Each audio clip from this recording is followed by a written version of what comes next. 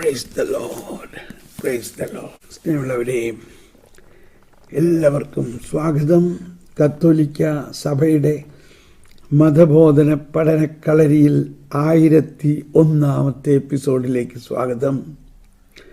ഇന്ന് 2024 ഒക്ടോബർ മാസം 2-ാം തീയതി. ഓരോ ദിവസവും ഇനി തിരുനാളുകളാണ്. ഇന്ന് കാവൽ മാലാഖയുടെ തിരുനാളാണ്.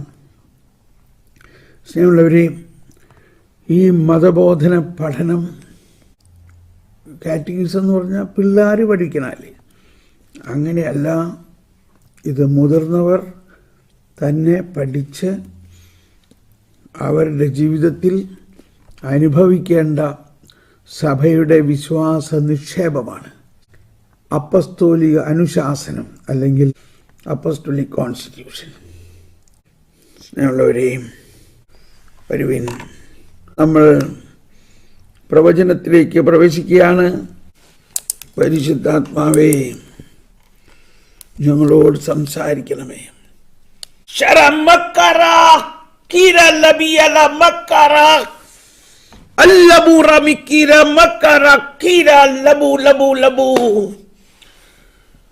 കർത്താവ് അരുളി ചെയ്യുന്നു, എന്റെ വാത്സല്യഭാജനങ്ങളെ, ഞാൻ നിങ്ങളിൽ നൽകിയിരിക്കുന്ന എന്റെ പ്രബോധനം നിങ്ങൾക്ക് മാത്രമുള്ളതല്ല. നിങ്ങളിലൂടെ അത് സഭ മുഴുവനെയും ജ്വലിപ്പിക്കും.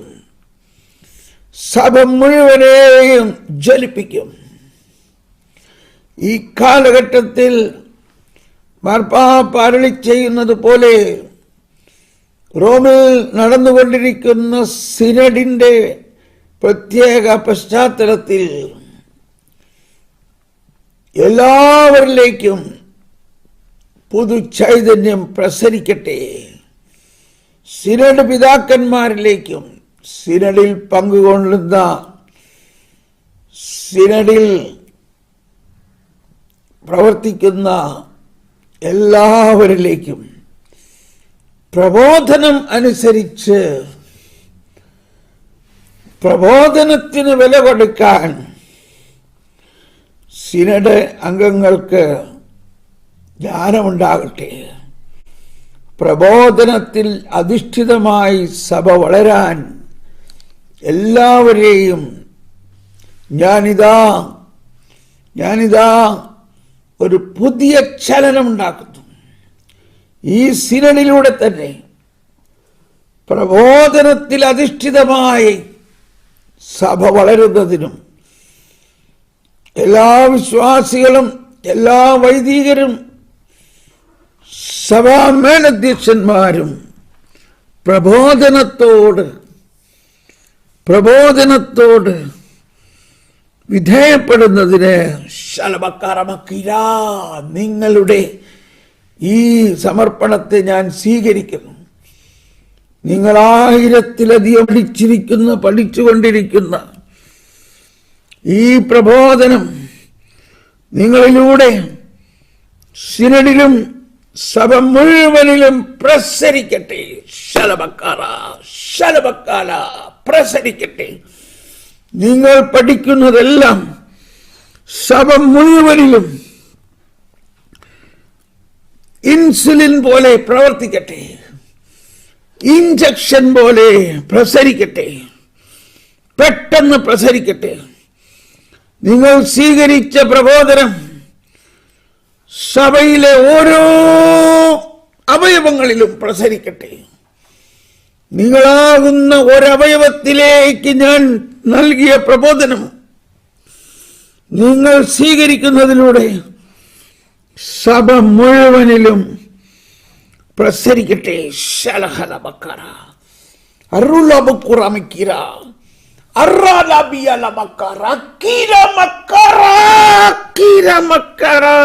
ഞാൻ സഭയെ പണിതുയർത്തും. ഞാനാണ് സഭയെ പണിതുയർത്തുന്നത്. സഭയെ ഞാൻ പണിതുയർത്തുന്നത് എന്റെ പ്രബോധനങ്ങളിലൂടെയാണ്. അതിനാൽ എൻ്റെ ജനമേ, പ്രബോധനങ്ങളോട് കൂടുതൽ വാത്സല്യം, കൂടുതൽ സ്നേഹം, കൂടുതൽ വിധേയത്വം, കൂടുതൽ അനുസരണം, കൂടുതൽ അനുഭവത്തിലേക്ക് വളരുവിൻ. പ്രബോധനങ്ങൾ പഠിക്കുകയും പ്രബോധനത്തിൽ വളരുകയും ചെയ്യുവിൻ. പ്രബോധനങ്ങളെ തിരസ്കരിക്കാതെ, പ്രബോധനങ്ങൾ സഭയിൽ പരിശുദ്ധാത്മാവ് തന്നെ നൽകുന്നതാണെന്നും അതിനോട് വിധേയപ്പെട്ടു ജീവിക്കുമ്പോൾ പരിശുദ്ധാത്മാവിൻ്റെ വലിയ ശക്തി നിങ്ങളെല്ലാവരിലും നിറയും. നിങ്ങൾ ശക്തരാകും.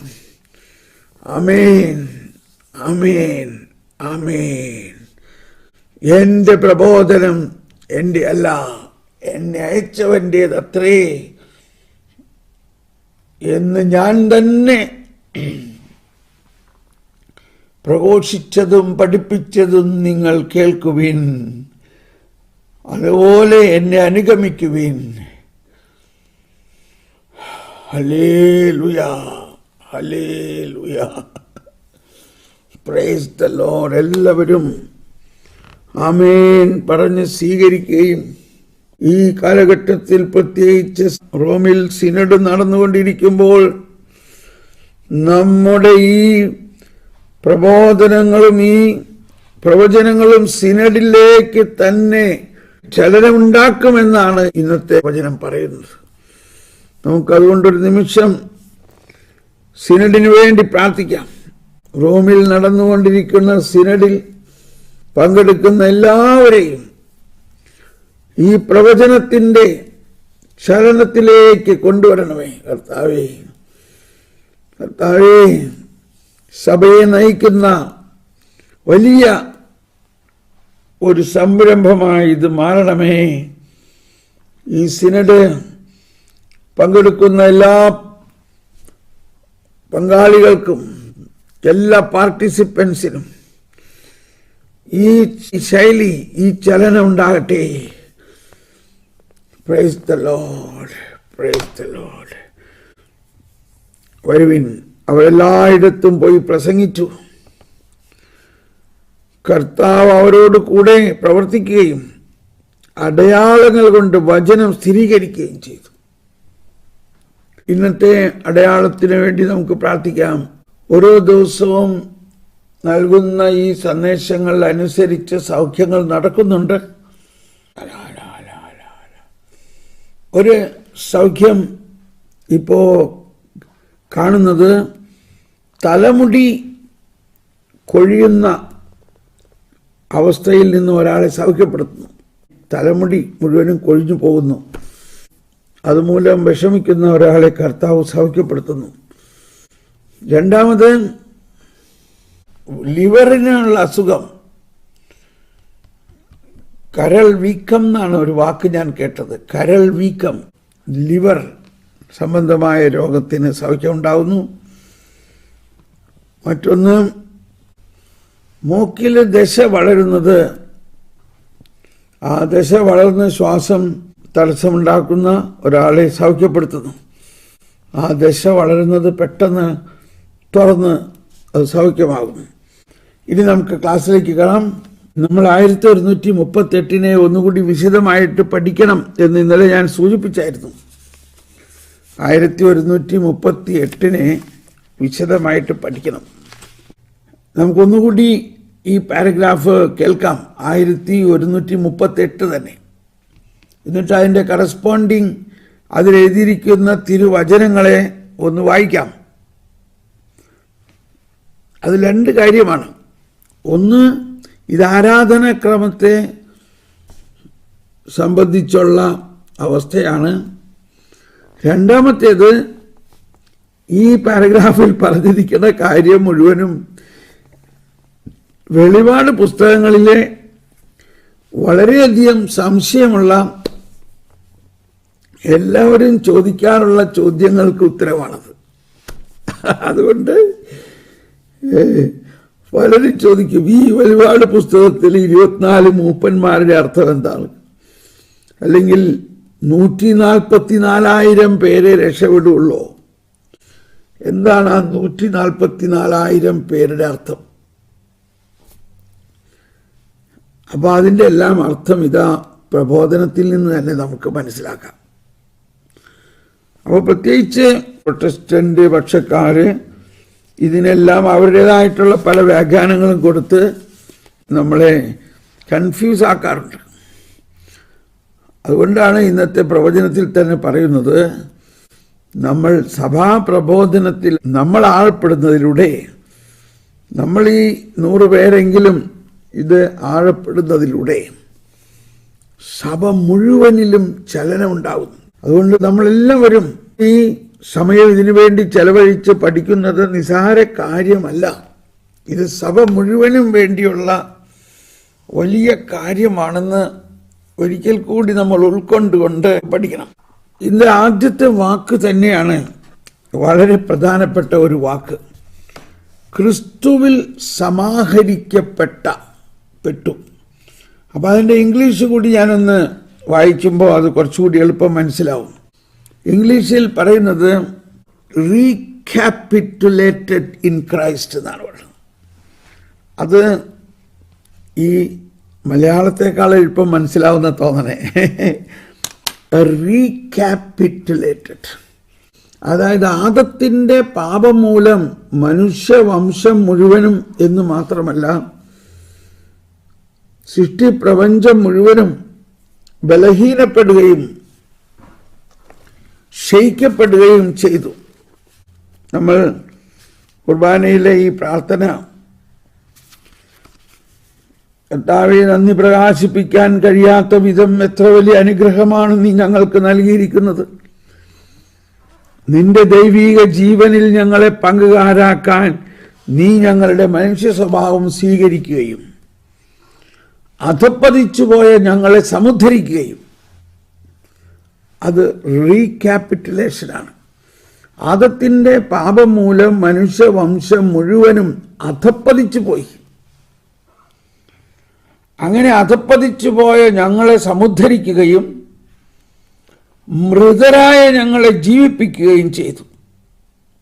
ഞങ്ങളുടെ കടങ്ങൾ ക്ഷമിച്ചു, വിശുദ്ധീകരിച്ചു, ഞങ്ങളുടെ ബുദ്ധിക്ക് പ്രകാശം നൽകി, ഞങ്ങളുടെ ശത്രുക്കളെ പരാജിതരാക്കി, ഞങ്ങളുടെ ബലഹീനമായ പ്രകൃതിയെ നിന്റെ സമൃദ്ധമായ അനുഗ്രഹത്താൽ മഹത്വമണിയിക്കും. ഇത് മുഴുവനും കൂടി ഒറ്റ വാക്കിൽ നമുക്ക് പറയാം, റീക്യാപിറ്റുലേറ്റഡ് ഇൻ ക്രൈസ്റ്റ്. ഇൻ ക്രൈസ്റ്റ്, ക്രിസ്തുവിൽ സമാഹരിക്കപ്പെട്ടു. സമാഹരിക്കപ്പെട്ടു എന്ന് പറയുന്ന മലയാള വാക്കിന് ഇതെല്ലാത്തിൻ്റെ അർത്ഥമുണ്ടോ എന്ന് എനിക്ക് സംശയമാണ്. അതാണ്, നമുക്ക് ഇതെല്ലാം അടങ്ങുന്ന വാക്കുകളില്ല. അതുകൊണ്ട് നമ്മൾ 2-3 ഭാഷകളിൽ പഠിക്കണം നല്ലതാണ്. റീക്യാപിറ്റുലേറ്റഡ് ഇൻ ക്രൈസ്റ്റ്. റീക്യാപിറ്റുലേറ്റഡ്, അതായത് ദൈവത്തിൻ്റെ പ്രവർത്തനമാണിതെല്ലാം. ഇനി നമുക്ക് തുടരാം. ദൈവസ്തുതിയുടെയും അവിടുത്തെ പദ്ധതിയുടെയും നിറവേറ്റലിൻ്റെയും, ദൈവസ്തുതിയുടെയും അവിടുത്തെ പദ്ധതിയുടെ നിറവേറ്റലിൻ്റെയും, അവിടുത്തെ പദ്ധതിയുടെ നിറവേറ്റൽ. എന്താ അവിടുത്തെ പദ്ധതി? ഈ നഷ്ടപ്പെട്ട അവസ്ഥയെ വീണ്ടെടുക്കുക. ആദത്തിൻ്റെ പാപം മൂലം നഷ്ടപ്പെട്ട അവസ്ഥയെ റീക്യാപ്ചർ ചെയ്യുക. റീക്യാപിറ്റുലേറ്റഡ്. നമ്മൾ നഷ്ടപ്പെട്ട ക്യാപിറ്റൽ, നമ്മൾക്കുണ്ടായിരുന്ന ക്യാപിറ്റൽ നഷ്ടപ്പെട്ടു. ആ ക്യാപിറ്റലിനെ തിരിച്ചു പിടിക്കണം. റീക്യാപിറ്റുലേറ്റഡ്. ക്യാപിറ്റൽ എന്ന് പറഞ്ഞാൽ മൂലധനം. നമ്മളുടെ ആ മൂല കൃപ അല്ലെങ്കിൽ മൂല നീതി, ദൈവനീതി, ആ ആരംഭത്തിൽ ദൈവം നമുക്ക് നൽകിയ നീതി, ആ ഉത്ഭവ വിശുദ്ധി, ആ ഉത്ഭവ വിശുദ്ധി ഉത്ഭവ പാപം മൂലം നഷ്ടപ്പെട്ടു പോയി. അത് നല്ല ഒരു ആശയമാണ്. ഉത്ഭവ പാപം മൂലം നമുക്ക് എന്ത് നഷ്ടപ്പെട്ടു? ഉത്ഭവ വിശുദ്ധി നഷ്ടപ്പെട്ടു. എന്നാൽ അത് ക്രിസ്തുവിലൂടെ റീക്യാപിറ്റുലേറ്റ് ചെയ്തുകൊണ്ട് കുരിശിനാൽ അവൻ ലോകത്തെ വീണ്ടെടുത്തു. മരത്താലേ വന്ന പാപങ്ങൾ മരത്താലേ നീക്കുവാനായി. അപ്പോ ആ സംഭവം സംഭവിച്ചു കഴിഞ്ഞിരിക്കുന്നു. അങ്ങനെ ക്രിസ്തുവിൽ എല്ലാം സമാഹരിക്കപ്പെട്ടു കഴിഞ്ഞിരിക്കുന്നു. ആ സമാഹരിക്കപ്പെട്ട് കഴിഞ്ഞതിന് ശേഷം സ്വർഗം സ്തുതിക്കുന്നു. സ്വർഗത്തിലെല്ലാവരും ദൈവത്തെ സ്തുതിക്കുന്നു. ദൈവസ്തുതിയുടെയും അവിടുത്തെ പദ്ധതിയുടെ നിറവേറ്റലിൻ്റെയും ശുശ്രൂഷയിൽ പങ്കെടുക്കുന്നവർ ഇവരാണ്. അപ്പോൾ ഈ സ്തുതിപ്പും പദ്ധതിയുടെ നിറവേറ്റലിന്റെ ശുശ്രൂഷയിലും പങ്കെടുക്കുന്നവർ ഇവരാണ്. ആരാണത്? ഇതെല്ലാം നമ്മൾ പഠിക്കുന്നത് ഏത് പശ്ചാത്തലത്തിലാണ്? സ്വർഗീയ ആരാധന ആഘോഷിക്കുന്നവർ. സ്വർഗീയ ആരാധന ആഘോഷിക്കുന്നവർ ദൈവത്തിന്റെ കുഞ്ഞാടിന്റെ സിംഹാസനത്തിൽ നിന്ന് ഒഴുകുന്ന ജീവജലത്തിന്റെ നദി, അതൊക്കെ നമ്മൾ പഠിച്ചു കഴിഞ്ഞു. ഈ പങ്കെടുക്കുന്നവർ ഇവരാണ്. ആരാണവർ? സ്വർഗീയ ശക്തികൾ. അതാണ് ഒന്നാമത്തേത്, സ്വർഗീയ ശക്തികൾ. സ്വർഗീയ ശക്തികൾ 335 നമ്മൾ പഠിച്ചു. സഭ അവരുടെ ആരാധനക്രമത്തിൽ ത്രൈശുദ്ധ ദൈവത്തെ ആരാധിക്കുന്ന മാലാഖമാരോട് ചേരുകയാണ്. മാലാഖമാരുടെ സഹായം അഭ്യർത്ഥിക്കുന്നു. മാലാഖമാർ നിന്നെ പർദീസയിലേക്ക് ആനയിക്കട്ടെ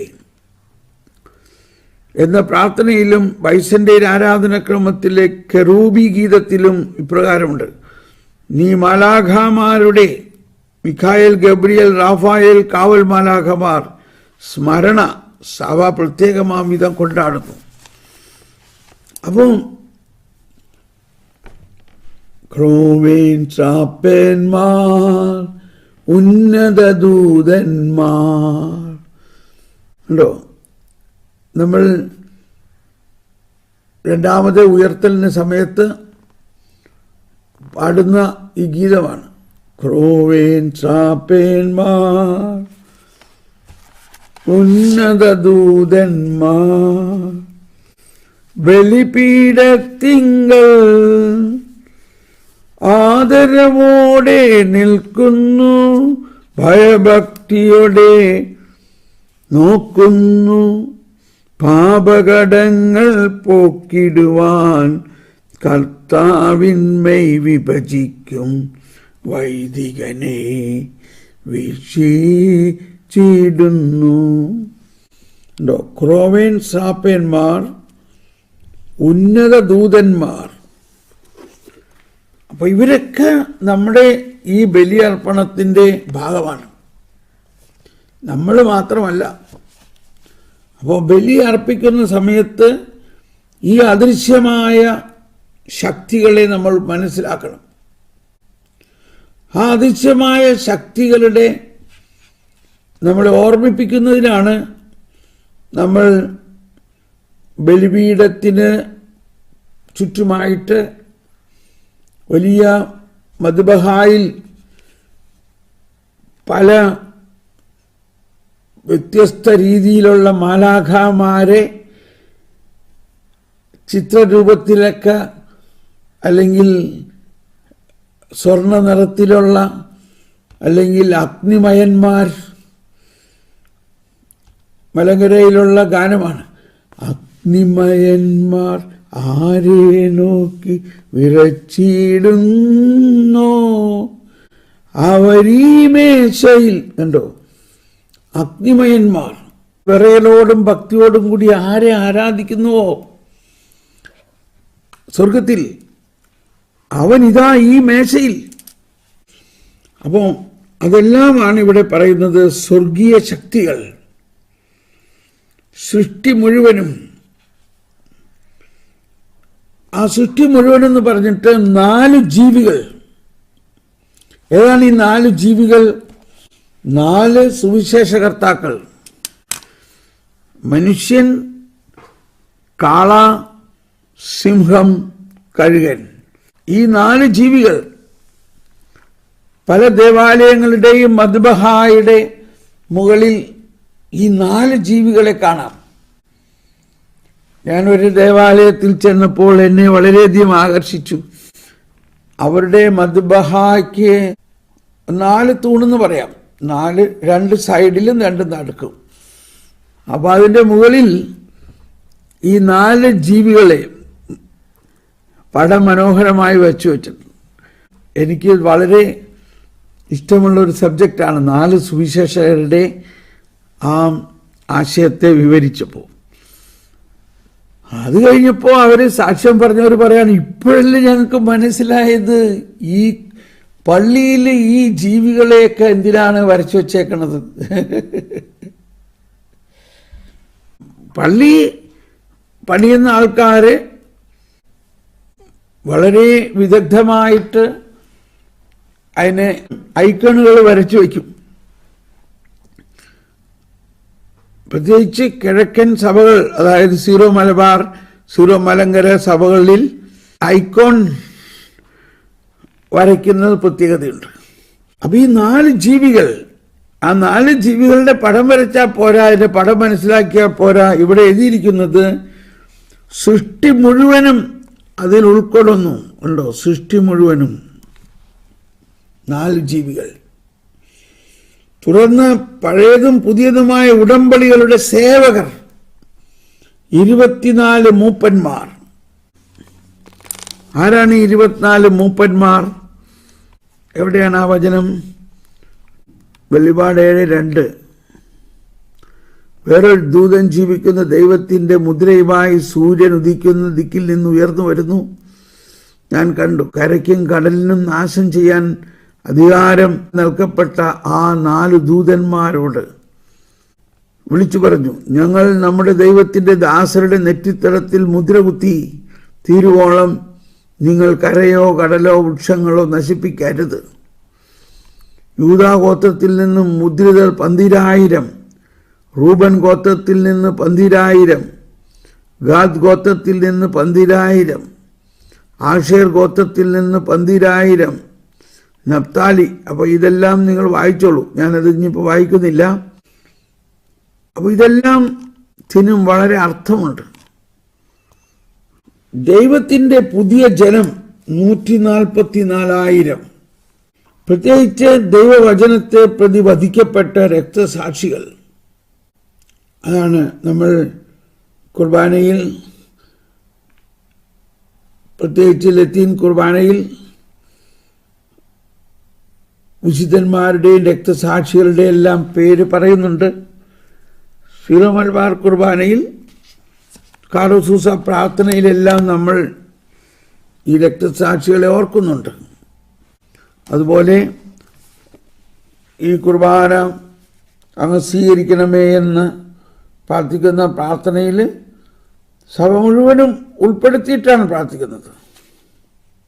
പ്രവാചകന്മാർ, സ്ത്രീഹന്മാർ, രക്തസാക്ഷികൾ, വധകന്മാർ, വേദപാരംഗതന്മാർ, മെത്രാന്മാർ, പുരോഹിതന്മാർ, ശ്മശാനന്മാർ എന്നിവർക്കും വിശുദ്ധ മാമോദീസായുടെ സജീവവും ജീവിതവുമായ അടയാളത്താൽ മുദ്രിതരും പരിശുദ്ധ കത്തോലിക്ക സഭയുടെ സന്താനങ്ങളുമായ എല്ലാവർക്കും വേണ്ടിയുള്ള നൈർമല്യവും വിശുദ്ധിയും ഞങ്ങളെ പഠിപ്പിച്ചെന്ന് എല്ലാ മനുഷ്യരും അറിയട്ടെ. അപ്പം ഇത് ഓരോ റീത്തിലും വ്യത്യസ്ത രീതിയിൽ ഈ പ്രാർത്ഥനകളെല്ലാം ഉണ്ട്. അപ്പോൾ നമ്മൾ ആ സ്വർഗീയ ആരാധനയിലാണ് പങ്കുകൊള്ളുന്നതെന്ന് കുറെ കൂടി കൃത്യമായിട്ട് നമ്മൾ മനസ്സിലാക്കണം.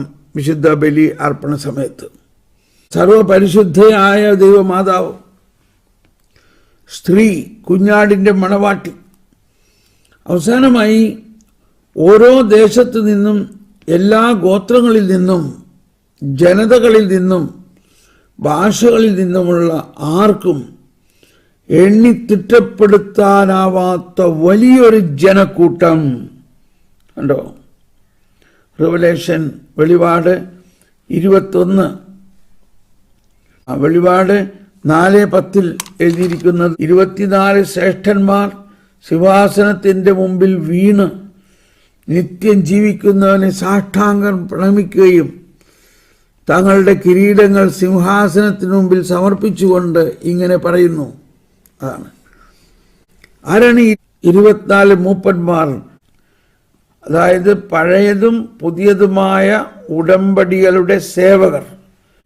ഈ വിശുദ്ധ ഗ്രന്ഥത്തിൻ്റെ എല്ലാം രചിക്കുന്നതിന് വേണ്ടി പഴയതും പുതിയതുമായ ഉടമ്പടിയുടെ കർത്താക്കൾ. ഈ വിശുദ്ധ ലിഖിതമെല്ലാം എഴുതാൻ ആരെ കർത്താവ് നിയോഗിച്ചുവോ അവർക്കെല്ലാം കിരീടം ലഭിച്ചു. പക്ഷെ ആ കിരീടം അവർ താഴെ ഇറക്കി വെച്ചുകൊണ്ട് ആരാധിക്കുകയാണ്. 24 ശ്രേഷ്ഠന്മാർ സിംഹാസനത്തിന്റെ മുമ്പിൽ വീണ്, അതാണ് ഈശോയുടെ. ആരാണ് ഈ സിംഹാസനസ്ഥൻ? സിംഹാസനസ്ഥൻ കർത്താവ് ഈശോ മിശിഹ വിജയിച്ചിരിക്കുന്നു.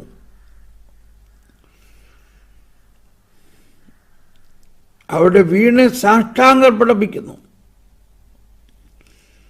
ഞങ്ങളുടെ ദൈവവും കർത്താവുമായ അവിടുന്ന് മഹത്വവും ബഹുമാനവും ശക്തിയും സ്വീകരിക്കാൻ അർഹനാണ്. അങ്ങ് സർവവും സൃഷ്ടിച്ചു. അങ്ങയുടെ ഹിതമനുസരിച്ച് അസ്തിത്വം ലഭിക്കുകയും അവ സൃഷ്ടിക്കപ്പെടുകയും ചെയ്തു. ഇതെല്ലാം അവരുടെ സ്വർഗീയ ആരാധനയാണ്. സ്വർഗീയ ആരാധനയാണിത്. ഞങ്ങളുടെ ദൈവവും കർത്താവുമായ അവിടുന്ന് നമ്മൾ വിശുദ്ധ കുർബാന എഴുന്നള്ളിച്ച് വെച്ച് ആരാധിക്കുമ്പോൾ ഇതെല്ലാം ഓർക്കുന്നതും ഈ ആരാധിക്കുന്ന പുതിയ നിയമ പഴയ നിയമ ഗ്രന്ഥകർത്താക്കളോട് ബഹുമാനത്തോടും അവരോട് ചേർന്ന് നമുക്ക് ആരാധിക്കാം. ഇനി 1139 വായിക്കാം. 1139 പറയുന്നത് ഇതാണ്: കൂദാശകളിൽ രക്ഷയുടെ രഹസ്യം നമ്മൾ ആഘോഷിക്കുമ്പോഴെല്ലാം ഈ സനാതന ആരാധനയിൽ പങ്കുചേരാനാണ് പരിശുദ്ധാത്മാവും സഭയും നമ്മെ പ്രാപ്തരാക്കുന്നത്. Price the Lord. അപ്പോൾ നമ്മുടെ വിശുദ്ധ കുർബാന അർപ്പണത്തിനും എല്ലാ കൂദാശകളുടെ പരികർമ്മത്തിലും ഈ ഒരു സത്യം നമ്മൾ മനസ്സിലാക്കണം. ഒന്നുകൂടി എല്ലാവരും അത് വായിക്കാം. 1139 കൂദാശകളിൽ, അതായത് പ്രത്യേകിച്ച് വിശുദ്ധ കുർബാനയിൽ രക്ഷയുടെ രഹസ്യം നമ്മൾ ആഘോഷിക്കുമ്പോഴെല്ലാം, രക്ഷയുടെ രഹസ്യം നമ്മൾ ആഘോഷിക്കുമ്പോഴെല്ലാം, അതായത് ഉടനീളം ഈ സനാതന ആരാധനയിൽ പങ്കുചേരുന്നതാണ്. സനാതന ആരാധന എന്ന് പറഞ്ഞാൽ അവിടെ നിർത്താതെ സ്വർഗീയ ആരാധന നിർത്താതെ ഇങ്ങനെ ആരാധന നടന്നുകൊണ്ടിരിക്കുകയാണ്. സനാതന ആരാധനയിൽ പങ്കുചേരുന്നു. It is in the eternal liturgy that the Spirit and the Church enables us to participate whenever we celebrate the mystery of salvation in the sacraments. അപ്പോൾ നമ്മൾ വിശുദ്ധ കുർബാന അർപ്പിക്കുന്ന സമയത്ത് നമ്മൾ വിശ്വസിക്കണം, നമ്മൾ ഭൂമിയിൽ നമ്മുടെ ദേവാലയത്തിൽ ഇത് അർപ്പിക്കുമ്പോൾ നമ്മൾ സ്വർഗത്തിൽ സനാതനമായി നടന്നുകൊണ്ടിരിക്കുന്ന ഈ എറ്റേണൽ ലിറ്റർജി, ഈശോയുടെ പീഡാസഹനം, മരണം, ഉയർപ്പ് ഒരിക്കൽ സംഭവിച്ചത് എന്നേക്കുമായി നിത്യതയിലേക്ക് പ്രവേശിച്ചിരിക്കുന്നു എന്ന് എവിടെയാണ് നമ്മൾ പഠിച്ചത്? ആരെങ്കിലും ഓർക്കുന്നുണ്ടോ? ഈശോയുടെ ജീവിതത്തിൽ നടന്നതും സംഭവിച്ചതും എല്ലാം ആ സംഭവിച്ച സമയത്ത് തന്നെ നിത്യതയിലേക്ക് പ്രവേശിച്ചിരിക്കുന്നു, അതിപ്പോഴും തുടരുന്നു എന്ന് ഏത് ഖണ്ഡികയിലാണ് നമ്മൾ പഠിച്ചത്? ഈശോയുടെ ജീവിതത്തിൽ നടന്നത്, സംഭവിച്ചതെല്ലാം നിത്യതയിലേക്ക് പ്രവേശിച്ചിരിക്കുന്നു. അതിപ്പോഴും തുടരുന്നു. അവിടുത്തെ പീഡാസഹനവും മരണവും അത് സംഭവിച്ചപ്പോൾ തന്നെ നിത്യതയിലേക്ക് പ്രവേശിച്ചിരിക്കുന്നു. It is entered into divine eternity. അതാണ് 1085. ഒന്നത് വായിക്കാം. അതിൻ്റെ അവസാന ഭാഗം 1085 വലിയൊരു പാരഗ്രാഫാണ്. ഞാനിത് പല പ്രാവശ്യം എടുത്ത് പഠിപ്പിച്ചിട്ടുള്ളതാണ്. അതിൻ്റെ അവസാന ഭാഗം ഇതാണ്: എന്തെന്നാൽ തൻ്റെ മരണം വഴി അവിടുന്ന് മരണത്തെ നശിപ്പിച്ചു. ക്രിസ്തു ആയിരിക്കുന്നതെല്ലാം എല്ലാ മനുഷ്യർക്കും വേണ്ടി അവിടുന്ന് ചെയ്തതും സഹിച്ചതുമായ സകലതും ദൈവീക നിത്യതയിൽ പങ്കുപറ്റുന്നു. തന്മൂലം അവ എല്ലാ കാലങ്ങൾക്കും അതീതമായി നിലനിൽക്കുന്നു. അവിടെ കാലം പ്രശ്നമല്ല, അവയിലെല്ലാം സന്നിഹിതമാക്കപ്പെടുകയും ചെയ്യുന്നു. കുരിശിന്റെയും ഉത്ഥാനത്തിന്റെയും സംഭവം സ്ഥിരമായി നിൽക്കുന്നു. എല്ലാറ്റിനെയും ജീവനിലേക്ക് വലിച്ചടുപ്പിക്കുകയും ചെയ്യുന്നു. നമ്മളിവിടെ നിർത്തുന്നു.